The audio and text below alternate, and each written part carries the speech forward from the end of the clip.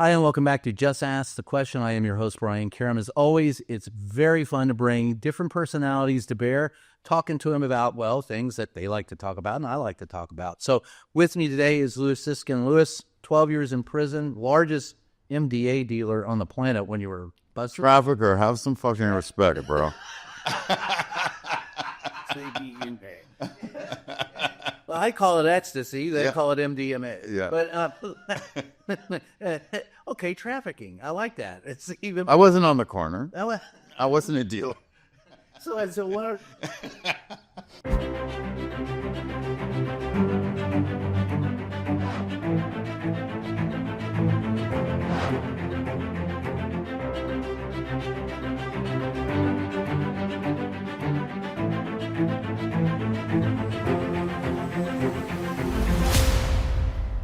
It's great to have him with us today. The first thing I want to tell you or ask you, just asking the question is, with your background, what's the biggest problem with today in America, our criminal justice system and prison? That's probably a different way. What's our biggest problem with the prison system? Well, first, I'd like to say that the criminal justice system gets it right 95% of the time, and if every government agency did so, then that would be fantastic. Well, here's... Now you can drink, or where's the bourbon? Most of the guys in prison are guilty, contrary to popular opinion. No, I got wrapped up by my lawyer. Yeah. Well, you were guilty of not giving up a source. Yeah. And sometimes guilt just means not being a rat. Right. Because they'll let a guy out that killed 17 people if they rat, right? Yep. And the guy who shows a little bit of integrity and doesn't rat, he has to get all day. Yeah. Right? So that's first, I like to start with that. But there's a couple problems. One is the amount of time that's handed out is extreme in some cases. Two, private prison systems. Yeah. There's a money incentivization to lock people up. But you know what's really interesting? When Democrats want white votes, they make draconian sentencing laws. And when Republicans want black votes, they let people out early. So when people sit and argue about which one is their party, the politicians don't give a shit about anything but themselves. Well, we're going to get into that. I think it's clearly illustrated by that particular. Well, I always say it's always about the money, but you talk about private prison systems. Okay, the United States, first world country, has the highest number of incarcerated individuals per capita than any country. That to me, and look, what you were guilty of was being a capitalist. You weren't a violent criminal. You didn't kill people. You didn't hire people to kill.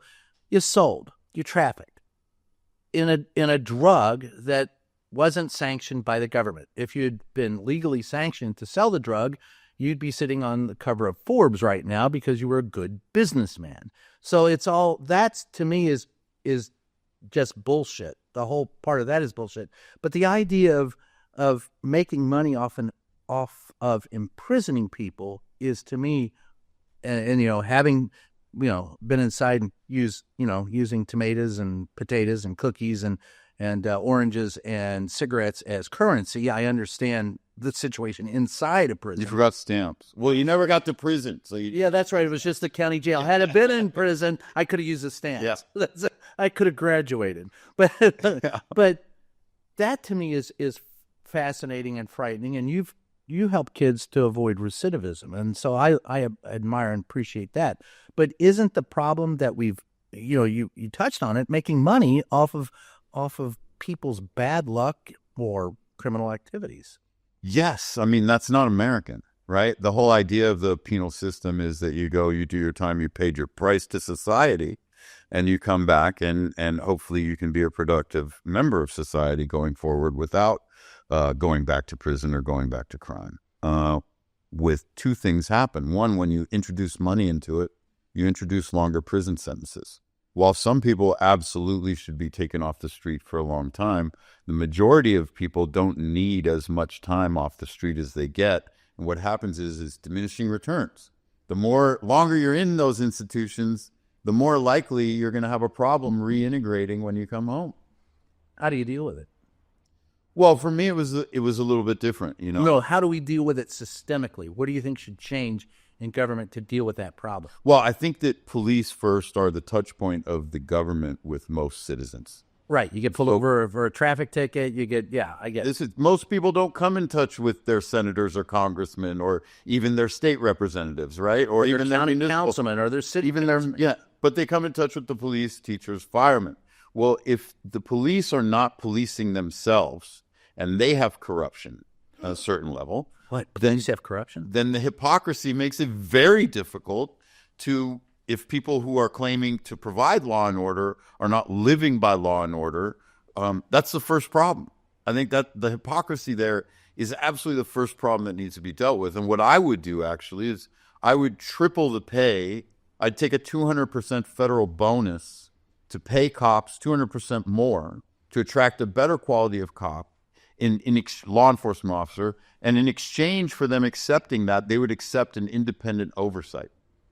Right now, just like the federal government audits itself, internal affairs is a self-auditing system. Right. If me or you had a business that did that, we'd go to prison. Right. Well, yeah. And you did. And I did. So I think that's the first thing. The second thing I would do is prosecutors. Again, I would raise their salaries to get a better quality of human being on average in there. Not that there's not some good law enforcement officers, some good prosecutors now, but if they violate Giggly, Brady, or Jenks knowingly and use bad information to put you in prison, they should get the same amount of time they were trying to give you. But that doesn't happen. Well, you asked me what I would do. Yeah, but that doesn't happen. So, and I don't disagree with you. But since that doesn't happen today, it goes back to, ignorance, lack of education, emphasis on money, all the things that we were talking about earlier have destroyed the system. We have a system of laws. We don't have a system of justice. Well, correct, but that goes to the Supreme Court and Congress. All right, now let's get into politics. That's where you want to go. I feel you. Well, we could stay in the criminal world, but for example, the criminal world, right? Why do you get more discovery in a civil case when it's about money than you do in a criminal case? Well, you answered your question. It's about money. Okay. Everything in this fucking country is about money. Your education, your entertainment, your religion, Six Flags Over Jesus. I mean, it's all about the freaking money. Politics, criminal justice, all about the money. The more you pay, pay to play. Well, the Supreme Court, the chief court in our land, why is one of their maxims that we avoid the constitutional question whenever possible, when in fact Title III empowers them specifically for the constitutional question? And why is that? Money. Yeah, there you go. Everything is about the money. So when you're talking about any reform in the criminal justice system, when you're talking about any reform anywhere, you got to take the money out of it. You got to take the money out of politics. You got to take the money out of journalism and make it about what we're supposed to be about, informing the public. But it's not. It's about advancing career. It's about making sure that we have access. So we have access, right? It's all about my career. It's all about making sure that I have access so that I can get the money that I want to lead the life that I lead, and the job that I'm doing is actually back channel. That's the way it works in my world. 100%. I totally agree, which is, another problem is that I blamed when we were talking earlier. I believe the press has a huge responsibility because I believe they sold out their responsibility to the Fourth Estate in large part. It's the government's the government is the reason why we did it. Well, because one reporter in the beginning said, "Ooh, I'm going to advance my career and trade out of this story for this bigger story." What happened is that the government decided to end the fairness doctrine, 100%. Decided to consolidate the media. So the media to survive had to make more money. It became about the money. So they hired people who would do that instead of there are reporters in the White House who have never worked a beat, have no idea how to find a source, but they're all about access. They're all about me. That's who they hired. And they're cheap. And by the time they get, a little bit, with the exception, some of the, like Reuters has some good people in it, and there are some AP people that are good, and some television people that are good. But by and large, you get a little bit of experience, you're kicked out, you bring in another newbie who doesn't know anything. And the turnover through the new White House press corps covering this administration is not the same that covered Donald Trump's first, is not the same as the Biden.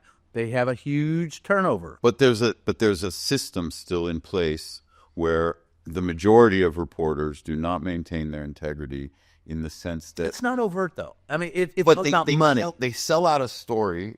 Government staffers are savvy. They realize, oh, this person now needs a connect to be able to say they have an inside source. So they control what comes out in the media. For example, like we were talking about the United Healthcare CEO getting shot.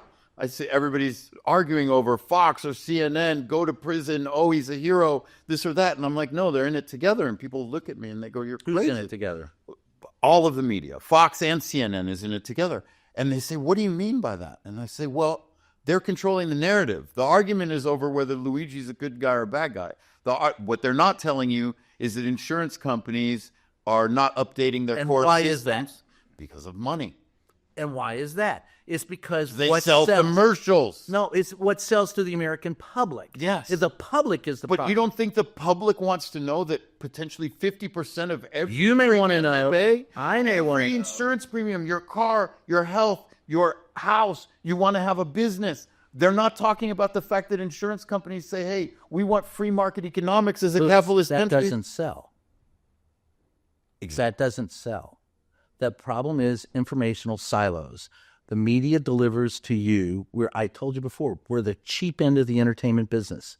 We're the bastard stepchildren. But they're in it together. They're not providing that information. It's the people As a result of all of the this sitting, talked about people earlier. sitting in the boardrooms. Yeah. The individual reporters, they don't hire those who will fight that narrative because they don't want the lawsuits, they don't want the grief, they sure as hell don't want to lose ratings.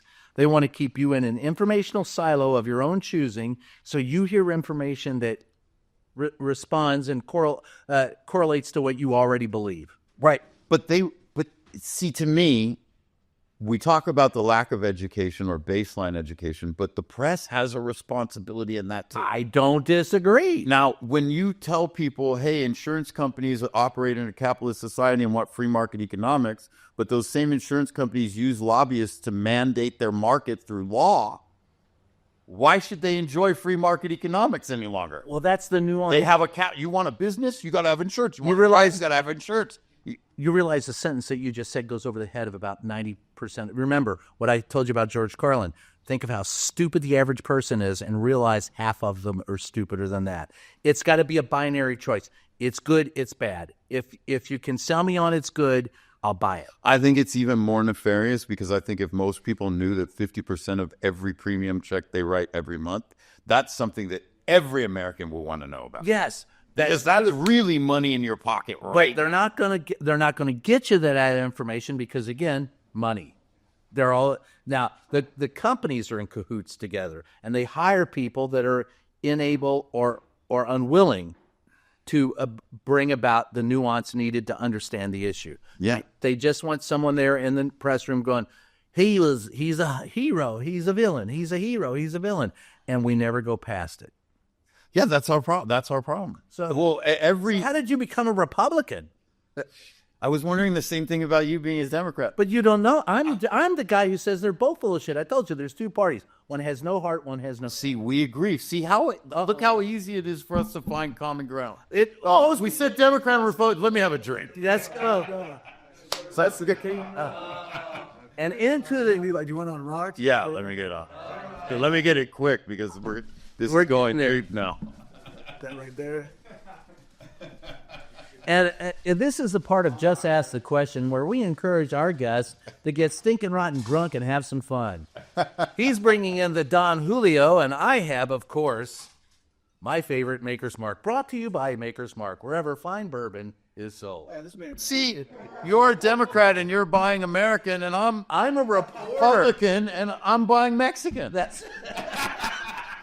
Listen, I can't vote. I'm not anything. I just call it like I see it. That's the way you should call it. And I'm just wondering, as smart as you are, how the fuck are you a Democrat?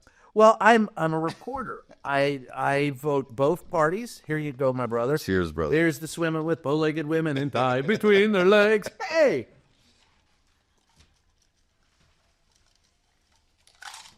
All right. There you go. The thing that I find repugnant is parties in general. I find that they divide, they don't bring people together. I have a problem with the Democratic Party because they will preach to you and tell you, we mean you no harm, we're here to help you, we know the best. And it's arrogant. They never ask the American people what they want. The Republican Party I find repugnant because they have no heart at all. It's all about, it's a naked power play, and they will pretend that they care about you. They'll ask that's the beauty of it. The Democrats don't ask you what it is that you want and believe they have all the answers and want to help, truly want to help. Republicans will ask you what you want and don't give a shit, tell you what you want to hear, and then go about getting power. And all of them are owned and operated by billionaires. The billionaire donor class donates to both sides. So there's for access. Yeah, for access and for running it. And there are very few, I told you maybe 30%, I think maybe 30% of the Senate. No, you said maybe 30 altogether. Yeah, 30 senators. 30% of the 100.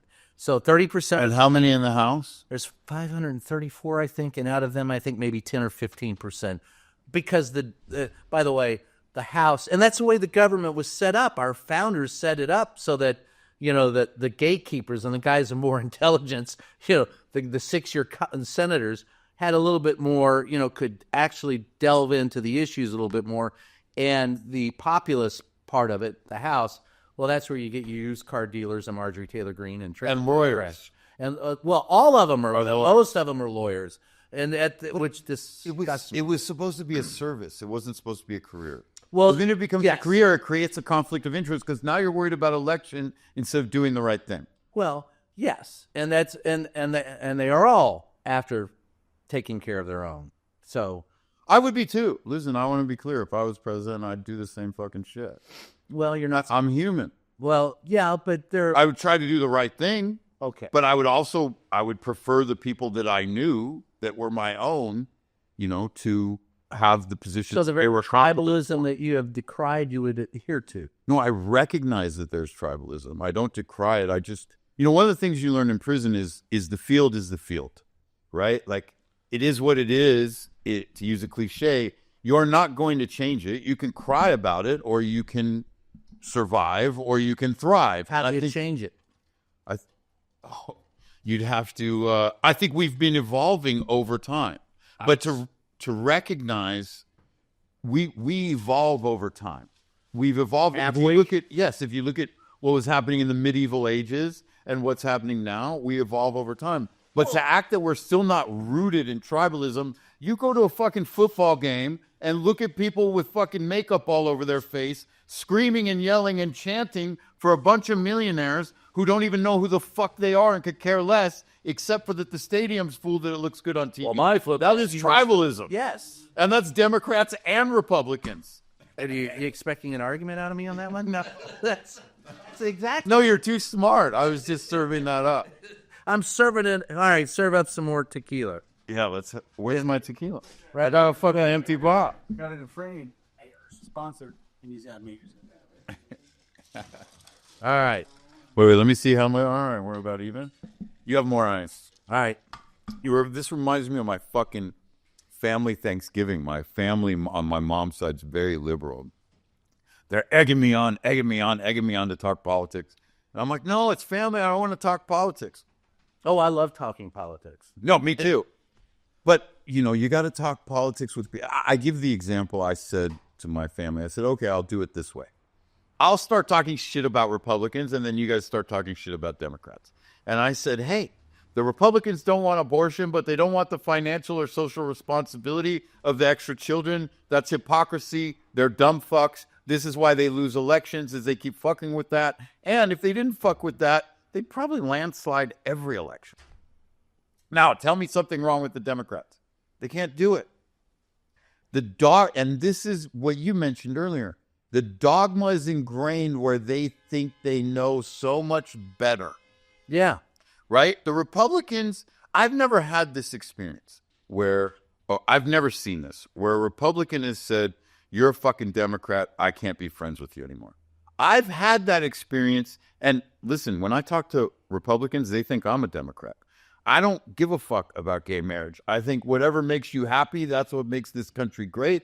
I don't believe in religion. I believe in church and I don't believe in religion and government. I believe in separation of church and state. You know, when I'm talking to Republicans, they think I'm fucking liberal. When I'm talking to Democrats, they think I'm a Republican.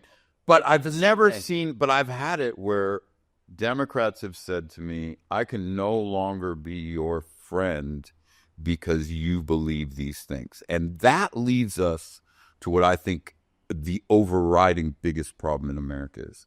Whatever side of the aisle you're on, you think that the most patriotic thing you can do is fight with other Americans? And if you're a Christian, you don't recognize Matthew 25:40, whatsoever you do to the least of my brother, that you do unto me. So instead of embracing difference, in the name of Christianity, in the name of patriotism, in the name of democracy, in the name of republicanism, whatever tribe you choose, you decide that other people are your enemy, and it expands larger than just American. But that's a human experience. But we're all Americans, so let's stay with America. Let's right? try there. Let's start. This is the best thing going. I'll drink to that. Have another one. All right. And we got here together. Neither side can be trusted to their own devices. Well, and neither side, as far as I'm concerned, knows what the fuck they're doing. But that's just me. What I reserve is the right to make fun of both sides equally. And Me too. And I have been accused of being a Republican. I said in a tweet, I said the worst, and I'll stick by this, hands down, the worst communication staff, and I've worked with every presidential administration since the Reagan administration, the worst, hands down the worst I ever worked with as far as communication staff was the Biden administration. I got accused of being a Trumper. I was told they hope that I'm thrown in prison and I'm the first one shot, blah, blah, blah, blah, Well, blah. that's because you have the balls to say they ran a shitty campaign. They ran it, well, and Biden ran a shitty communication staff.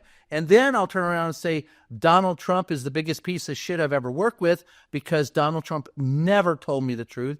It took away my press pass. I had to fight him in court 3 times to keep my press pass. And then people accuse me of being a Democrat. What happened to the point?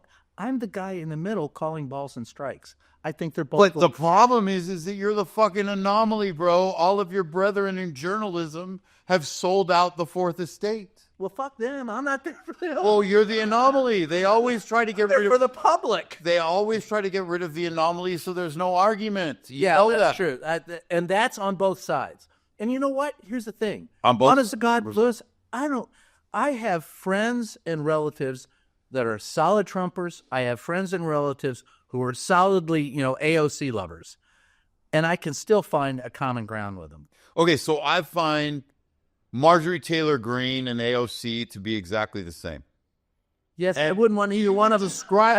Either one of them at my party. Describe them differently in whatever adjectives you use for them, but they are the same in the sense that, to me, both of them are worthless. Yeah. Are you looking for it? If you're looking for it, here's how I break it down. Would I invite either one of them? Now, I don't know either one of them. I might like both of them personally. I'm speaking about politically. Yeah, let's talk political. I wouldn't invite, knowing them both. I might invite him to a backyard barbecue. I might invite him to a backyard. See, I love conflict, so I would try to find. I have a friend that lives right I next love to another conflict. friend of mine. Obviously, I'm a political reporter. Yeah, so I have a friend that lives right next door to another friend of mine. So I would love to invite all the Republicans to one house and get them drunk, and invite all the Democrats to the other house and get them drunk, and then open the backyard and put them together.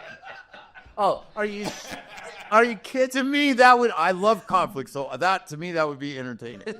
I would absolutely be entertained by that. Yeah. I'd bring in the bourbon. But this is where we disagree, though. Where do we disagree? Because of that, because we agree on that, I believe that Trump is not part of that.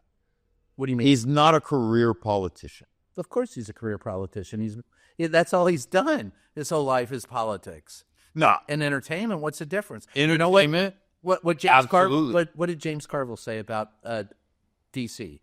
He said, it's Hollywood for ugly people. To me, James Carville is the fucking broken clock that's right twice a day. Well, I find Donald Trump to be that way. And my problem with Donald Trump is he chooses the things that will get him cheers first over the real problem. Well, I think there is a real thing in the sense that why are we celebrating? While we need to respect every American, why are we celebrating mental health issues? I have a bigger question. Why? He tapped into that. He's right. Yeah. But it's a minor issue. Now, It's a minor issue. Funnily enough, It's a minor issue. like every issue, it's cyclical. Reagan was the one who closed, the Reagan Republican was the one who closed all the mental institutions, Yes. right? And he's also 4 years ago, it was the Republicans he's who wanted to also- get rid of TikTok. Now it's the Democrats. This is why they're all fucking full of shit. Where are you looking? All of them. Where do you hope to get an argument with that? No, that's why we're here. Like, we have more common ground.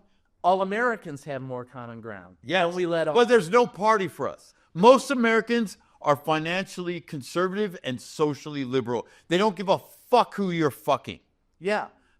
But I they said want if their you- tax money. Look, Louis. They want their tax money to be spent appropriately. If you came to me and said, Brian, I want to marry my whisk broom, I would say, Mazel tov, go have fun. I don't give a fuck.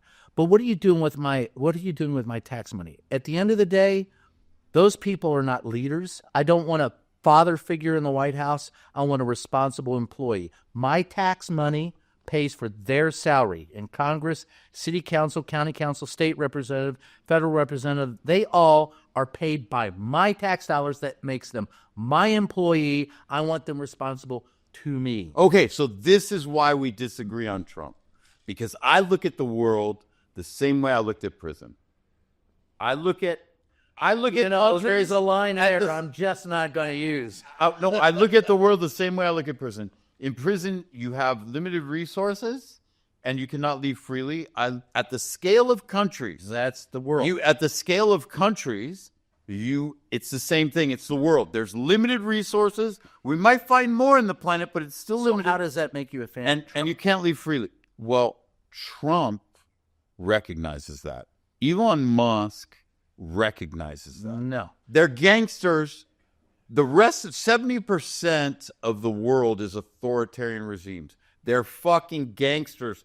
Putin is a gangster. Xi is a gangster. So you're not Jewish? So your Bibi is a gangster. So your answer is to be the bigger gangster? No, because that's the world we live in. See, So- you have the heart, and I'm telling you, I look at the playing field as it lies. I do too. And all the rest of the world is gangsters. The leaders are gangsters. Listen, Canada is irrelevant. France is irrelevant. Who cares that they have Macron and Trudeau? So nobody gives a fuck. Keir Starmer, irrelevant. He's already got a petition to fucking recuse So him. your answer is to be the bigger gangster. My answer is that's the world we live in, and fucking absolutely. We're America. why not? We're going to get blamed for it. Let's do it. Yes. Let's take the Panama Canal. Yes. We protect Europe. They fucking talk shit about us with their socialized medicine and never respect the fact that they have it because we have the biggest military. Do you ever understand that the biggest gangster will fuck you? No. Because that's not the world I come from. The biggest gangster. I recognize. He's not there for you. I don't. He's there to fuck you. It doesn't matter. If he's going to fuck France, if he's going to fuck Panama, if he's going You have to look at aligned you think interests. he's not going to fuck you. You have to look at aligned interests and the agree the on biggest threat. At the end of the day, my brother, I love you, bro. I love you too. At the end of the day, he's going to fuck you too. He's on his little mushroom. I ain't get fucked anymore. Listen, during PPE, I go to Thailand when these fucking Chinese fucking Thai and fucking all these fuckers robbed me for $2.7 million. I get there, I grab the dude, I put together a case about what's going on. Thailand is shipping monthly more than their annual glove production capacity to the United States. You know why? Because they're taking Chinese medical waste into the Bangkok free ports, repackaging it, calling it a product of Thailand to avoid tariffs, and get it in here. I go over there. the feds taught me how to build a case when they indicted me. I built the case. I hired a dude in the phone company. I found a corrupt dude. I got the GPS coordinates. I got the pen registers. I found out Thai generals are involved in this. I found out that this was state-sponsored medical terrorism.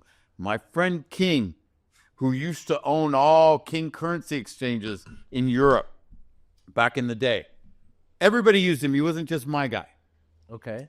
You had a check, you needed a cash. You had cash, you needed a check. You need a bank wire, whatever. All the underworld used this guy. The Eurodollar comes in. It killed his business because he didn't have the cover for it. He ends up in Thailand for the last 20 years. King comes to me and Tamer, my partner, my best friend. There's no me without Tamer. He's as close to me as my real brother. All right. He's family. King comes to me and says, hey, they've got a warrant for your arrest for attempted murder, kidnapping, extortion in Thailand. In the penthouse we were. Well, there's a date that went wrong. Yeah. He's like, but I can get you out. Your passport's blocked, but I can get you out. And my inertia was getting up, starting to move. He said, or you can get arrested. I'll get you bail, and we will get this straightened out. Tamer jumps up. He says, hey, what the fuck, motherfucker? Who the fuck are you talking about? That's my boy. This place is so corrupt. How can you fucking say that? Da, da, da.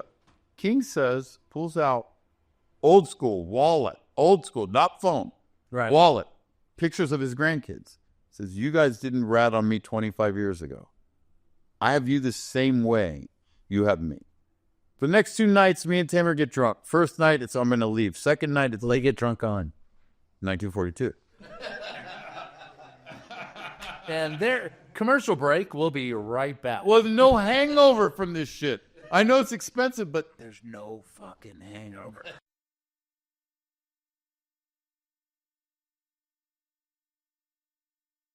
Hi, we are back. It is Just Ask the Question. I am your host, Brian Karem. We have Louis Ziskin. fucking drinking. We've got him drinking, and at some point in time, we'll make sure that this is drunk history. And just so you guys know, it's Brian Karem, not Brian Kareem. Yeah, tall guy. Have who's some fast. fucking respect for this dude. He's smarter than you. So, Vac, you had lost 2.6 million in Thailand. 2.7. 2.6. See, now you're not having any respect. Yeah, there you go. So anyway, King 2.8. King says, "Hey, I'll get we'll get you out. You'll get bail, and we can get this thing turned around." Now, the thing you got to know is, while this was going on, I hired a dude at the phone company. Like I said, the feds had taught me to build a case. I found out 2 Thai generals are involved. All this stuff, right? So, Tamer and me get drunk the first night, talking about it. I'm going to leave. Second night, it was like, wow. This is the scale of this. Our 2.7 was nothing. Right. The scale of this is the same as the scale of what we did with drugs. And while cool, we can make all kinds of great arguments. Like, me and Tamer got more cocaine out of this country than any DEA agent had ever stopped. Like, this is already stuff that had gotten in the country. I had no idea what you're talking about. Past Border Patrol. It was really good. All these motherfuckers lie about 97, 96. Listen, the best coke you're going to get is 92%. 88 to 92, fantastic. That's what it was. The real shit comes in 5 kilo squares. They don't look like rectangles. The reason why you get the rectangles that are stamped with shit is that that's how the payment for transport logistics gets paid. They allow them to cut it. The stamp is the identifying marker that allows for counting. Right. These dumb fucks over here are like, oh, I want the Joker. Oh, I want the Scorpion.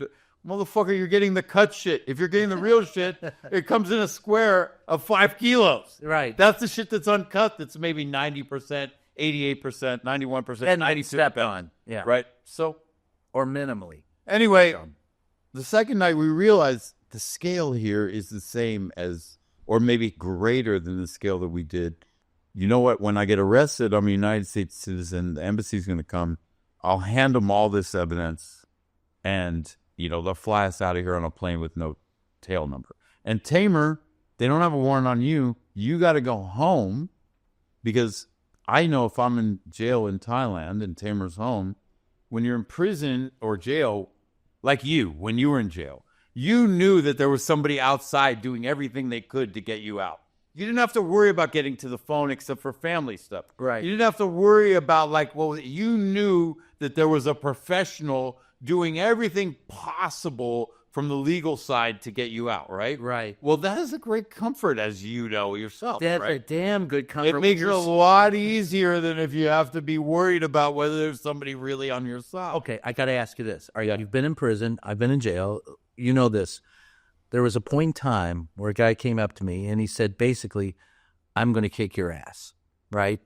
And I was told going in, if they challenge you, you take immediately. You take a fight because you don't want to be anybody's bitch. Yeah. So I did, and It's called a hardship. Yeah, and this guy was called Baby Huey. I mean, he was huge, a big guy. And he came up to me and he started telling me I was coddled, I was mollycoddled, I was because I was a reporter and they were letting me off easy. And you had an expense account and you say Maker's Mark. Right. And all of that. So immediately, and this is no bullshit, I freaked because he was telling me he was going to kick my ass. I was mopping at the time. I took the mop handle. I hit him across the head. I fucking shoved his head in a toilet. I was going to kill him. I'll tell you the God's honest truth. I was going to kill him. And they pulled me off of him. But after that, nobody gave any. Okay, so you know what? When your life is threatened, when you're no different than a military dude when bullets are being shot at you. Right. Let me ask you a question. How many people think about the Geneva Conventions or laws? Oh, fuck all that nonsense. You're thinking you're the survival of the fittest, and motherfucker, I'm going home. Yeah. I don't know about You're not thinking about assault with a deadly weapon. You're thinking about eliminating the threat. Right. So the people that talk about this shit, That's never been under life-threatening.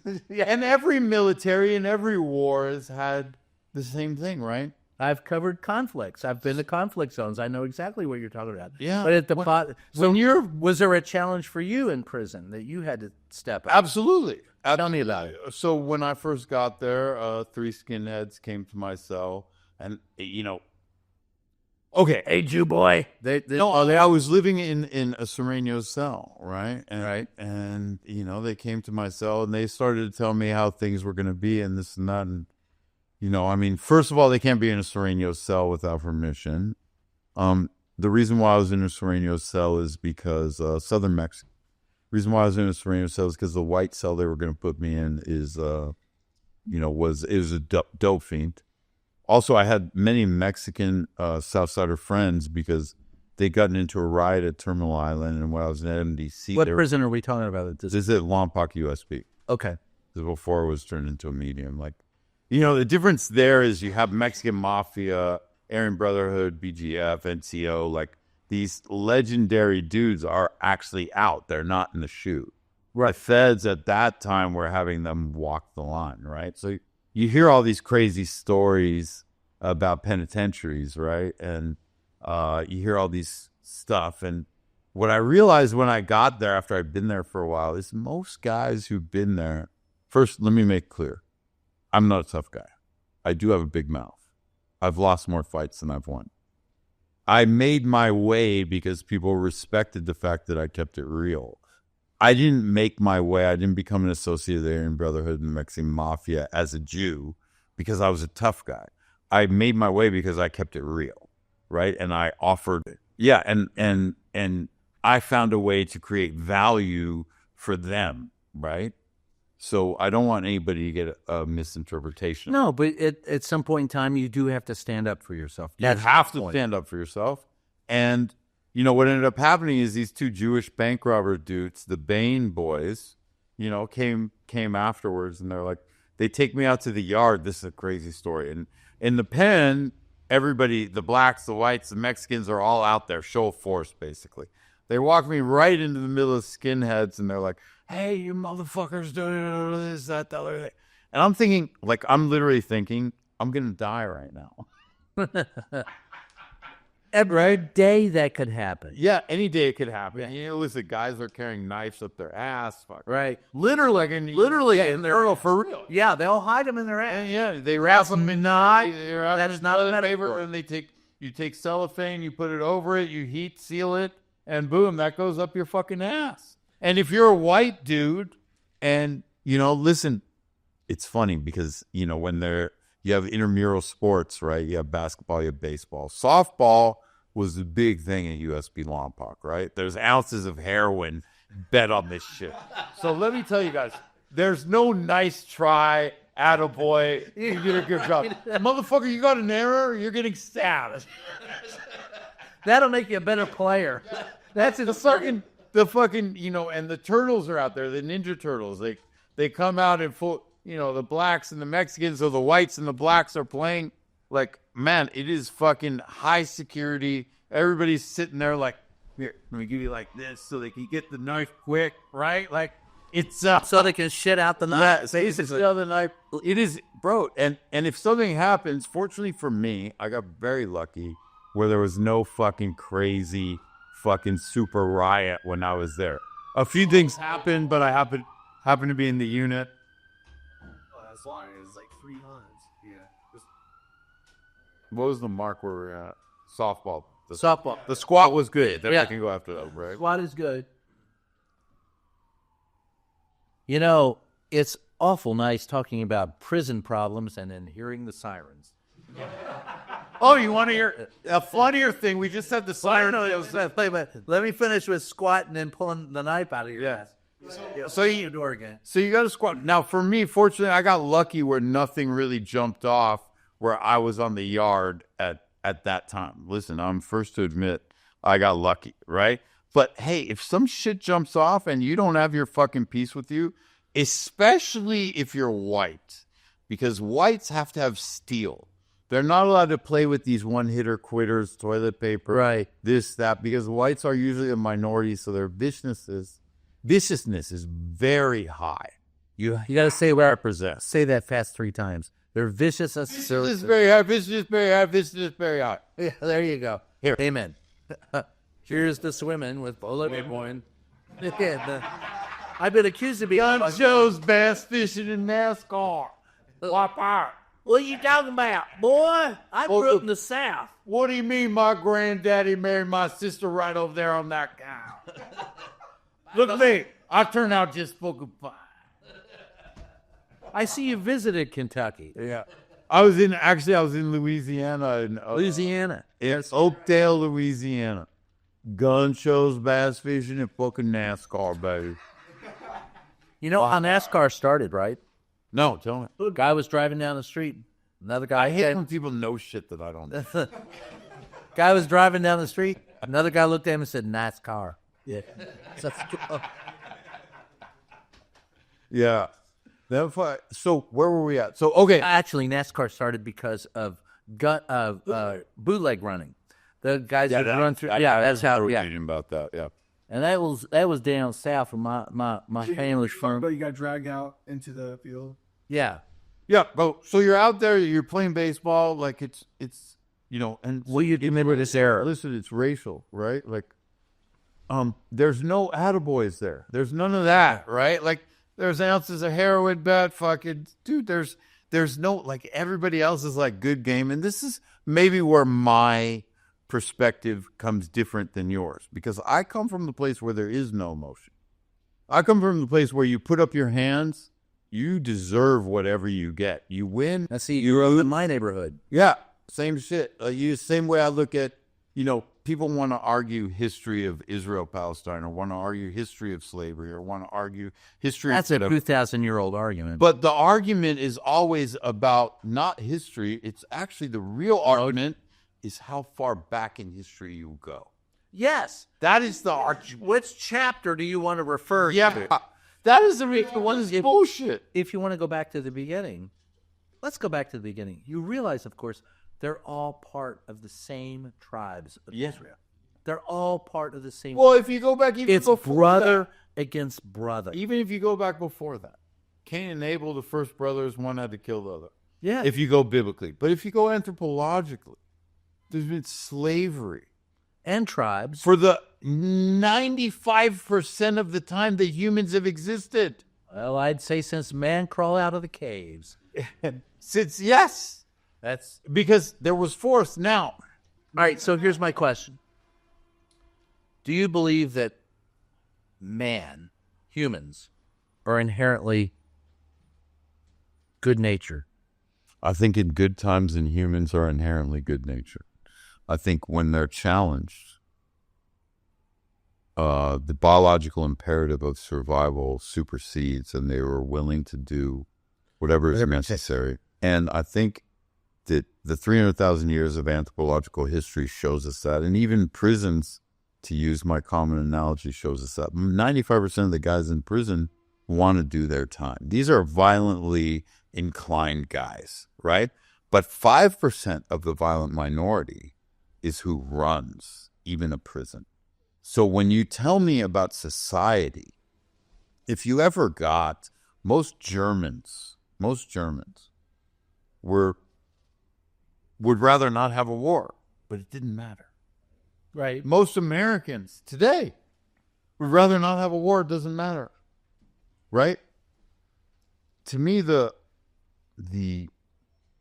peaceful majority has always been irrelevant because actually they don't possess the will to eliminate the 5% violent minority. They want to live and let live. Yes. And this is where what I said to you earlier, the liberals have the best ideas. But because even you admit they have no brain, they only have heart, they don't accept the 300,000 years of anthropological history that says that if you don't, and this is why I disagree with the isolationists also. Isolationists are ignorant. Yeah, because if you leave a power vacuum, somebody else is going to take it. So if you end the AIDS program, the Chinese and the Russians will take over, providing that international relief. Well, I think the AIDS program, as it stands, should be ended. Just reform it. Yeah, idea just as it stands. Just again, don't have to end it. Common ground. They don't have to end it. These programs suck. End those. Do the ones that are right. Yeah, give them the. But you can't go to. But you can't go to Africa. We can't. This is the one thing. You don't end it. You just change it. Human rights are expensive, and what do I mean by that? And they're not even. No place has them that doesn't have a big fucking gun. And it doesn't mean that if you have a big fucking gun, you're going to have them. But what I'm saying is no place has them that doesn't have a big fucking gun. And if you want to export them on the planet. And if you want to export them, it's even more expensive. We can't go to Africa and say, accept gay marriage, even that we do, in exchange for our aid, because China comes and says, we don't give a fuck about your domestic politics. Here's some rockets. Yeah. All right. So let me follow with this. I'm going to give you this quote. I'd like your reaction. Sometimes the things that may or may not be true are the things a man needs to believe in the most. That people are basically good. That honor, courage, and virtue mean everything. That power and money and power mean nothing. That good always triumphs over evil. And I want you to remember this.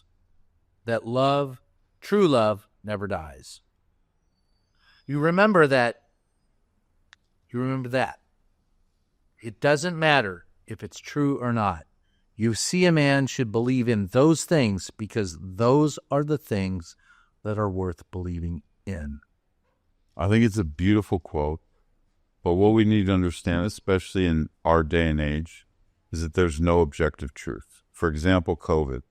Some people believed it was the end of the world. Other people believed it was nothing. And you're not going to... Wait a minute. Let me go back to, do you believe that love conquers all? Do you believe in the goodness of man?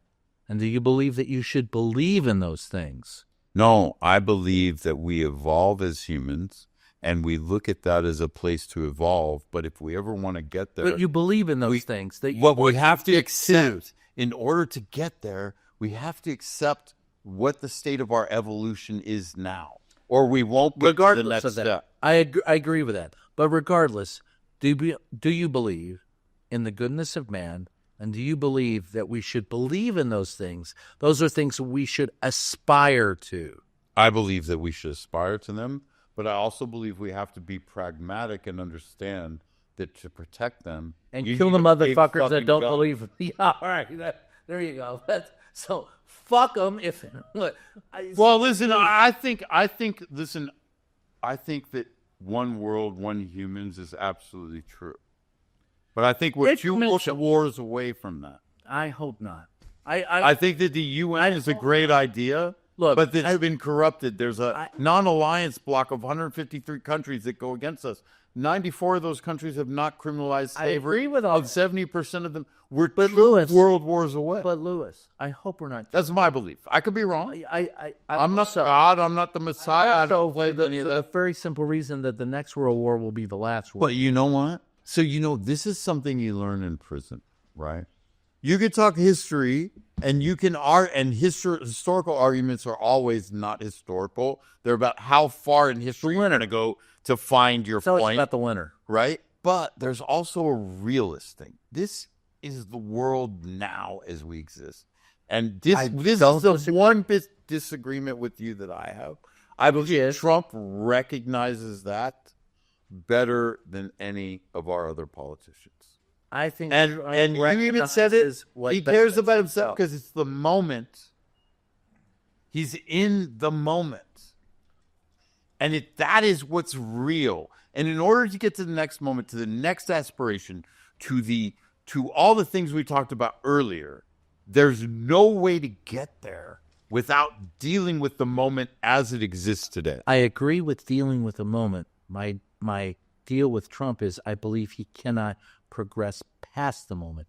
He sees nothing other than the moment. That's what we need right now, in my opinion. No, what we need today, in my opinion, is someone who recognizes the moment and recognizes where we need to be. And the problem is Donald Trump doesn't recognize where we need to be. He only recognizes the moment. So I think the people that look in the future and think about where we need to be forget the fucking moment. Oh, I don't disagree with that. No, you and I don't disagree. I agree with that. There are people who see the moment who cannot see where we need to be. There are people who see where we need to be and don't recognize the But moment. I believe the moment is the imperative that has to be dealt with. It's the base. Those are the next step to be taken. And I just don't think that Trump passes the moment. I believe he's 100% in the moment. Oh, Because he is unhumble, because of all the things you said about him. Because he is 100% in the moment, Louis. He's not looking to the future. The people who look at the future are not in the moment. But what we said earlier, America has gotten to a point where whatever side you are on the aisle, you think the most patriotic thing you can do Is to fight the other guy. Okay, Trump That's recognized Trump. that moment. That's Trump. But he recognizes that moment. Of course he does. And he understands that moment. I don't disagree. And he's dealing with that moment. I don't disagree. Okay, so to me, just like in tech, you deal with, or even NASA. What is a one-shot kill? Oh, geez. These Don't things, get me if these started with things NASA. if these things are fatal, it kills the whole mission. If these things are fatal, we could still get something. Trump understands. Do you realize? One shot kills. Yes. Do you understand that Trump can't get past that? What we need right now is only that. No. This is where